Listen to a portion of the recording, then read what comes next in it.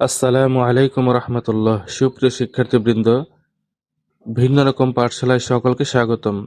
আজকে আমরা নবম দশম শ্রেণীর ইংলিশ ফার্স্ট পেপারের ইউনিট 2 লেসন 3-র সি নম্বরে যেটা রয়েছে, যে একটি বক্স দেখা যাচ্ছে, কলাম এ কলাম বি, এটা আমরা মিল করব। বাম পাশের সাথে ডান পাশটা আমরা মিল করব।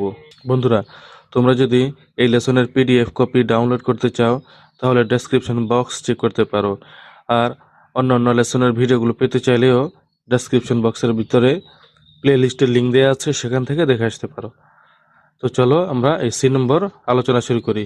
সি নম্বর বলা আছে, match the meaning match the meanings in column B and the words or phrases in column A. Column A এর শব্দ বা বাক্যাংশগুলোর সঙ্গে কলাম বি এর অর্থ মিলাও। অ্যান্সার এখানে দেওয়া আছে 1A 2D 3G 4F এভাবে দেওয়া আছে, এটা মিল, এটা answer.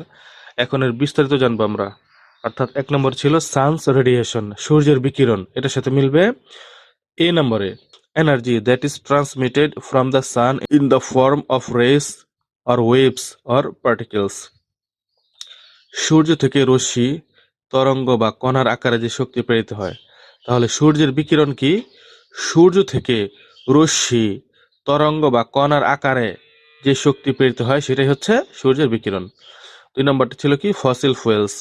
Fossil fuels non renewable sources of energy that come from the remains of plants and animals. জীবাশ্ম জ্বালানি। তো জীবাশ্ম জ্বালানিটা কি? উদ্ভিদ ও প্রাণীর দেহাবশেষ থেকে, উদ্ভিদ ও প্রাণীর অবশেষ মানে দেহাবশেষ থেকে তৈরি হওয়া অনবায়নযোগ্য শক্তির উৎস। 3 নম্বরটা হচ্ছে কম্বাস্টন অফ কোলস হবে burning of coal usually in industrial plants. এর বাংলা অর্থ হচ্ছে কয়লার দহন, মানে কয়লা পোড়ানো। কয়লা পোড়ানোটা কি? সাধারণত শিল্প কারখানায় কয়লা পোড়ানোর প্রক্রিয়া, সেটাই হচ্ছে কয়লার দহন। 4 নম্বর ক্রুড অয়েলটা কি?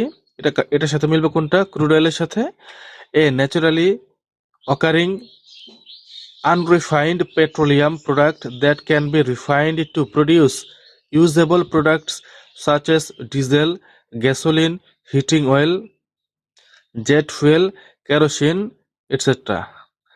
ক্রুড অয়েল মানে অপরিশোধিত তেল। এটার মানে হচ্ছে প্রাকৃতিকভাবে পাওয়া অপরিশোধিত পেট্রোলিয়াম, যা পরিশোধন করে ডিজেল, পেট্রোল, কেরোসিন, তারপর বিমানের জ্বালানি, কেরোসিন ইত্যাদি তৈরি করা হয়।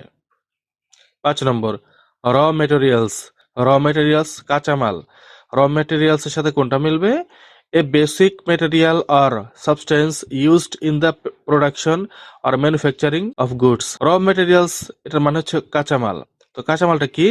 পণ্য উৎপাদন বা তৈরিতে ব্যবহৃত মূল উপাদানটা, সেটাই হচ্ছে কাঁচামাল। মানে কোনো পণ্য উৎপাদন বা তৈরিতে যে মূল কাঁচামালটা ব্যবহার করা হয় সেটাই হচ্ছে র ম্যাটেরিয়ালস বা কাঁচামাল।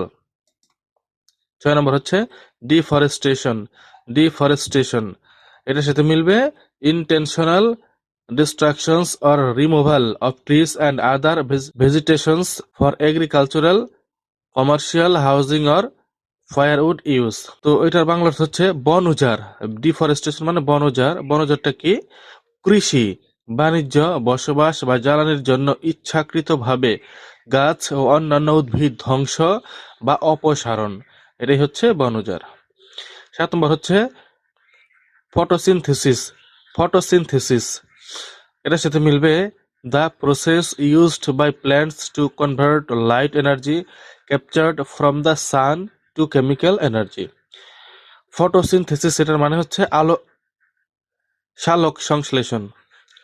উদ্ভিদ সূর্যের আলো থেকে প্রাপ্ত শক্তিকে রাসায়নিক শক্তিতে রূপান্তর করার প্রক্রিয়া, এটাই হচ্ছে ফটোসিনথেসিস।